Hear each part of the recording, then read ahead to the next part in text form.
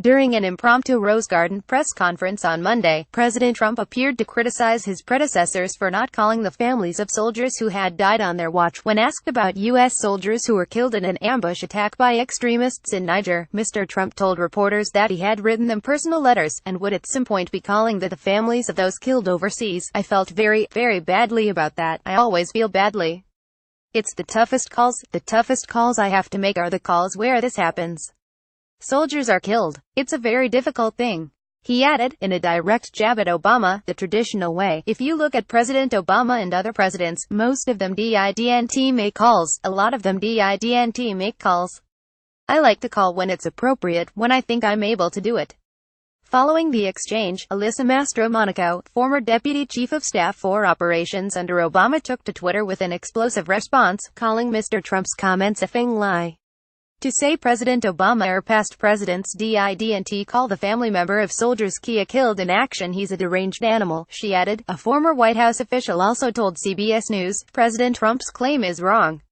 President Obama engaged families of the fallen and wounded warriors throughout his presidency through calls, letters, visits to Section 60 at Arlington, visits to Walter Reed, visits to Dover, and regular meetings with Gold Star families at the White House and across the country.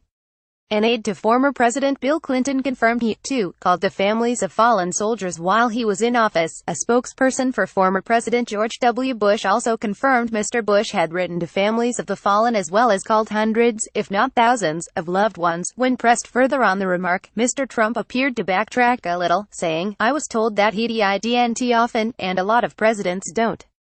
They write letters. President Obama, I think, probably did sometimes, and maybe sometimes he didn't. I don't know. That's what I was told. All I can do is ask my generals. Other presidents did not call. They'd write letters, and some presidents didn't do anything," he added. During his time in office, Mr. Obama and First Lady Michelle Obama were vocal advocates for Gold Star families, or those who lost loved ones during battle, often hosting them at the White House and meeting personally with families at local military hospitals and bases across the country. Mr.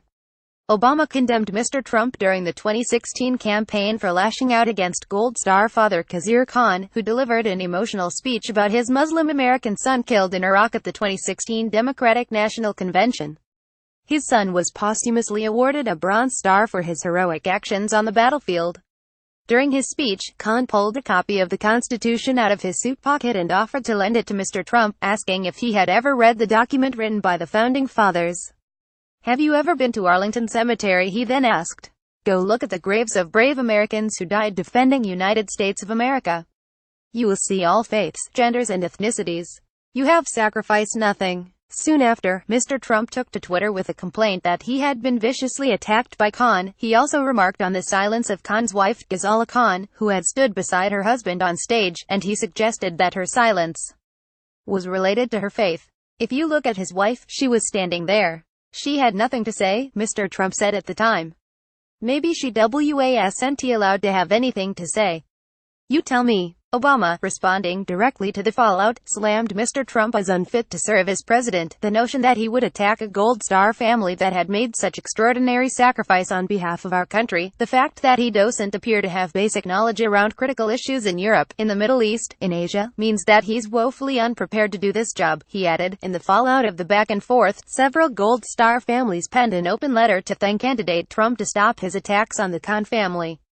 "Your recent comments regarding the Khan family were repugnant and personally offensive to us," reads the letter, which was put together. Karen Meredith, a Gold Star mother who serves as military families coordinator for VoteVets.org. "When you question a mother's pain, by implying that her religion, not her grief, kept her from addressing an arena of people, you are attacking us. When you say your job building buildings is akin to our sacrifice, you are attacking our sacrifice." CBS News' Gillian Hughes and Mark Knoller contributed to this report.